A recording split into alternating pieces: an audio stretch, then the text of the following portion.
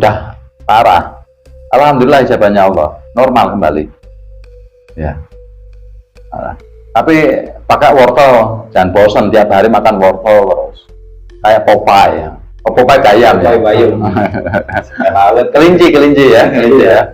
Kelinci ya. Karena kelinci ini kan jeli dia. Kayak gini kan? Jeli ya. Ya. Itu. Jadi luarnya ada, dalamnya ada. Dalamnya pakai wortel, disuruh pakai wortel loh. Ya, tiap hari konsumsi wortel. Bebas, mau makannya bebas. Tuh. Nah, nanti ditetesin sama pikolot itu sehari itu bisa sampai 3 kali ya. Itu insya Allah lah. Kalau itu pikolot aja udah ada perubahan, nah terus kalau dicampur pakai wortel apa enggak lebih cepat lagi? Tambah cerah gitu ya. Iya, ya. Vitamin buat mata ya. Cuman itu aja, hindari kontak langsung dengan matahari. Satu, kedua, kalau baru keluar jangan langsung cuci muka. Ya.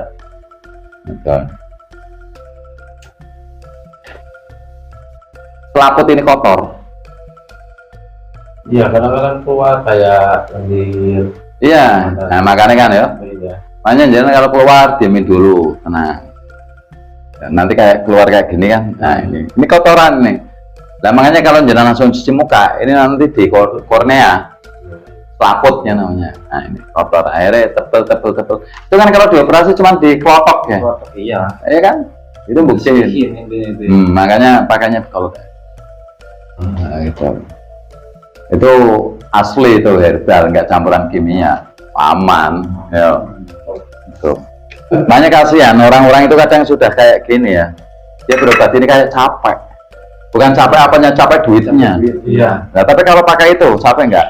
Cuma pikolot ya. Ya udah sambil nanam pikolotnya aja. Ya, murah meriah ya. Iya.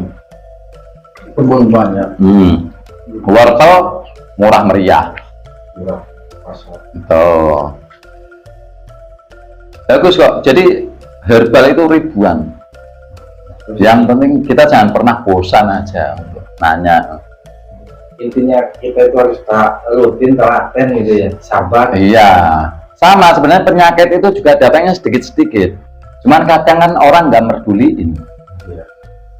Giliran sakit aja. Nanti sembuhnya dikit-dikit nggak sabaran. Padahal sama penyakit itu loh datangnya nggak langsung cek itu nggak. Pasti sedikit numpuk ya. Terus misalkan penyakit, suatu penyakit kena gitu ya. Terus sering ngolok lah. Kok ini gimana? Nggak sembuh-sembuh. Dari obat ini sini nggak sembuh, ini nggak sembuh, obat ini sini nggak sembuh. Apa itu efek dari itu juga? Dia ngefek, berarti dia sudah putus asa. Atau kalau dalam ilmu ma'rifat al karimah dia sudah nggak percaya sama Allah. Sama aja dengan nambahan penyakit. Iya, karena dia nggak introspeksi. Doain diri sendiri. Iya betul. Ya. Lebih bagusnya itu yakin Ya. Sembuh pastilah. Sambil dibenahi alaqul karimahnya, ya kan? Lah kalau nggak dibenahi alaqul karimahnya balik lagi. Makanya kan kemarin kan saya beritik sehat ala bambu kan ini kan di Kisansan ya, jangan Kisansan kan ada tak suruh jaga wudhu, jaga wudhu secara kemarifatan. Itu obat paling jitu untuk menjaga kesehatan kita, yaitu dengan cara menjaga wudhu secara kemarifatan. Insya Allah sambil introspeksi ya. Apalagi orang muslim enak ketika sholat introspeksi. Banyak ini di bulan-bulan ini dekat sama puasa ini paling bagus sebenarnya. Untuk kesehatan paling bagus.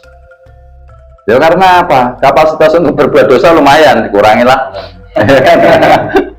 Ya, ini di bulan puasa ini. Biasanya main keluar. Enggak ya. Gitu. Nanti baru munculnya kalau mau udah lebaran ya itu. Pikiran pusing ya. Iya. Setelan paru. Jadi nanti kalau ada yang tanya kan jenengan untuk penanggulangan untuk jaga kesehatan itu di situ aja larikannya. Jadi benar-benar harus menjaga alaqul karimah dengan cara belajar wudhu ma'rifat. Itu tips paling ampuh, tak jamin. Karena kan saya pernah bilang ya, ketika kita ini sakit, itu Allah itu sedang menegur kita. Karena penyakit itu semata-mata teguran daripada Allah Ta'ala. Ketika teguran itu terus nggak kita hiraukan, nanti akan menjadi azab. Di Al-Quran ada kok, di Al-Quran ada. Iya. Itu menjadi azab. Azab ini yang udah parah. Sakitnya parah pokoknya. Azab. Apa? Di wudhu kalau di kajiannya bambu juga Udah, di bambu. Kisan-san perasaan udah juga ya. KPAS itu ya. Iya, itu untuk menjaga openingnya kan itu dulu. Oh iya, kemarifatan ya. Itu paling lah, kalau yang udah kena baru pakai herbal. Dan nanti ketika herbal juga diimbangi dengan wudhu ma'rifat itu, insya Allah ya. Insya Allah kayak kemarin penjelasan ada yang darah kotor kayak gitu. Ini harus introspeksi karena semua ada di Kisansan ini ada kan. Di wudhu di Kisansan kan udah. Udah ya. Kan? Yang opening kan? Opening lengkap. Nah, nanti sholatnya ini untuk introspeksinya. Jadi sambil menyadari ini salah apa sih, salah apa? Nah, ini yang perlu saya benahi apa? Itu untuk jaga kesehatan. Makanya kalau tahu semua ini dokter pusing. Iya, nggak laku ya. Iya, kasihan ya. Iya. Nah, makanya kan Allah menjadikan manusia ini bergolong-golong dan berbeda-beda agar kita mendapatkan ilmunya. Banyak kan saya saranin aja nanti untuk ke saudara-saudara Kisansan ini. Kalau ada terasa sakit kepala, mulai terus kaki, mulai nggak nyaman kalau malam, ini segeralah introspeksi. Itu pasti ada ranah-ranah teguran daripada Allah. Biasanya masuk ke dalam ranah hati, yaitu kesirikan. Kesirikan pasti ada. Jadi ciri-cirinya satu, kepala ini sakit belakang. Kedua, kalau malam ini kaki ini nggak nyaman. Kemeng ya.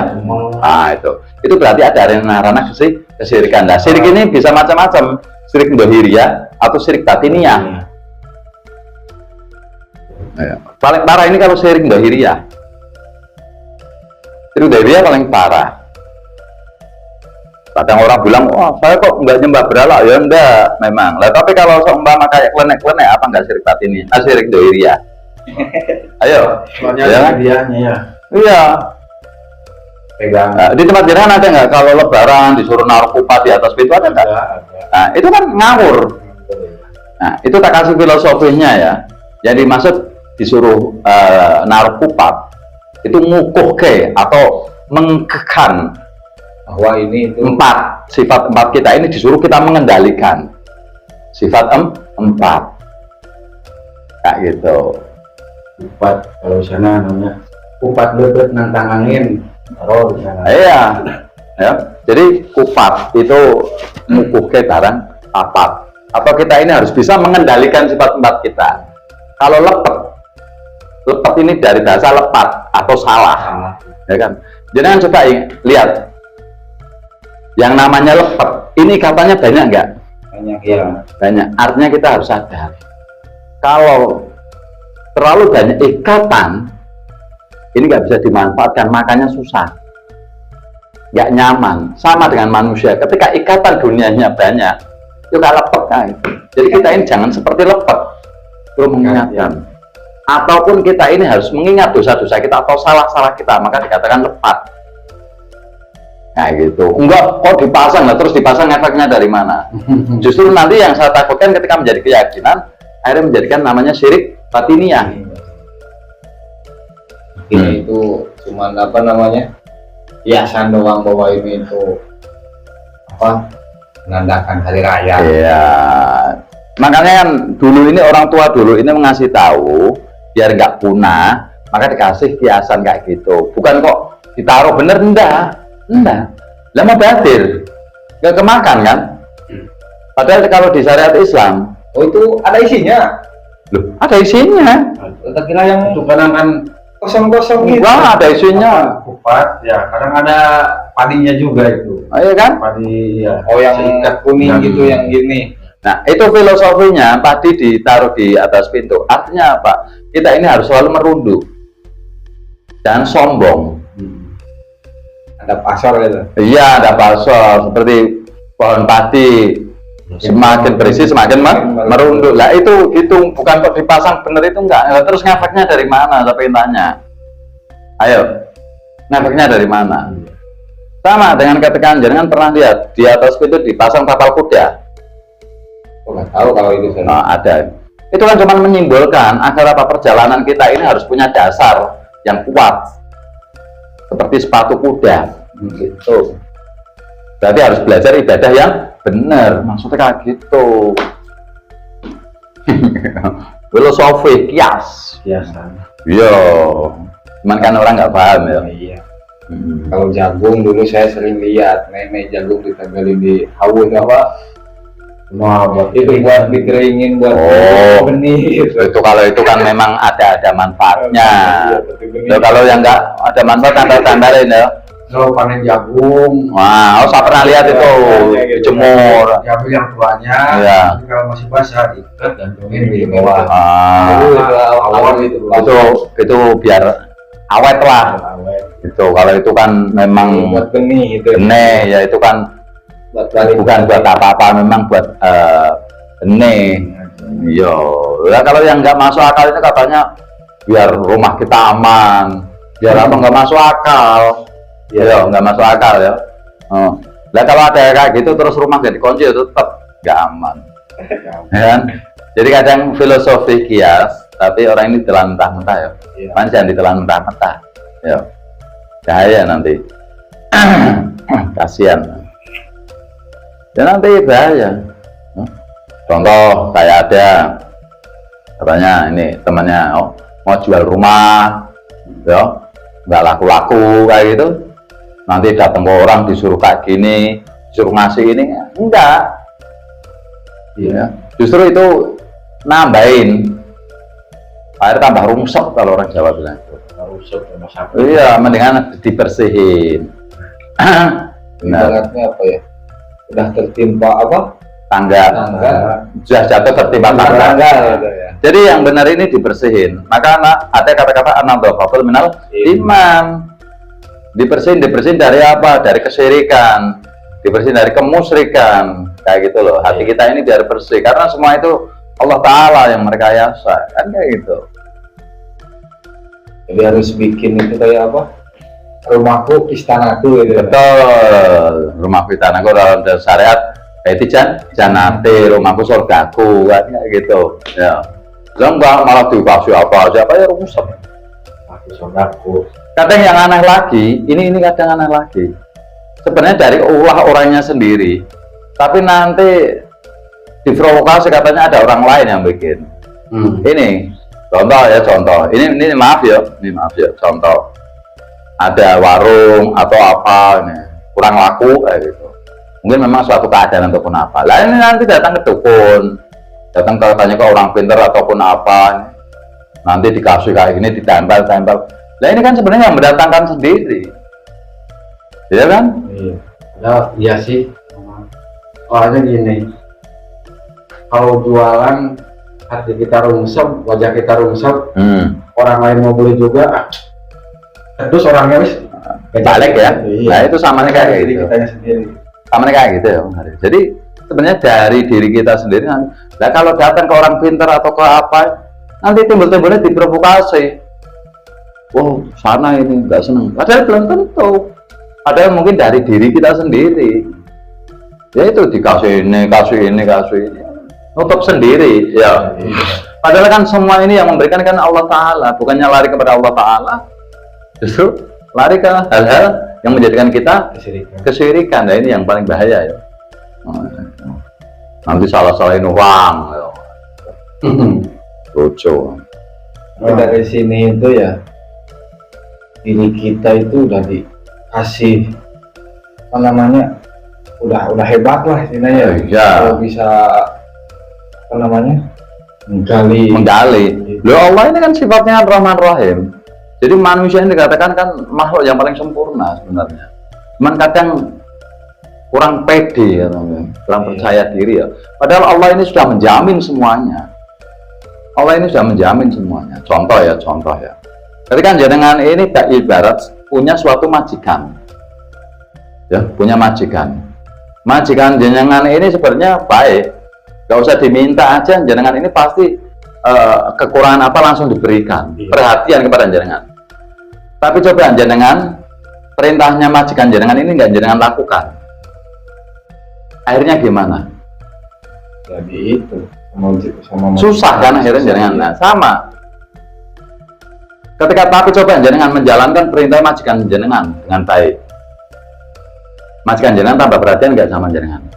Nah, itu sama dengan kehidupan kita. Apalagi seumpama ibarat majikan itu hidup kita ini majikan kita Allah Ta'ala ya, ibarat kayak gitu.